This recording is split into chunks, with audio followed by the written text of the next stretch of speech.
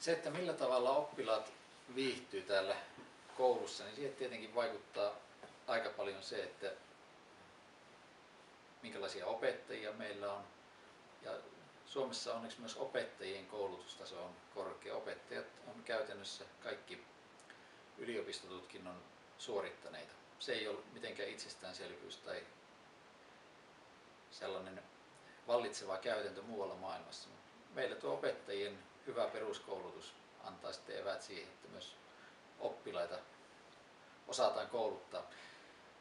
Siihen opiskelijoiden tai oppilaiden viihtyvyyteen tietysti vaikuttaa paljon se, että minkälainen työrauha siellä tunnilla on. Ja siinä varmasti sitten sitä kodin ja koulun yhteistyötä tarvitaan, että koulussa tunnilla säilyy sellaiset olot ja oppilaat ymmärtää sen, että siellä tunnilla ollaan sitten sillä tavalla, että annetaan toisillekin mahdollisuus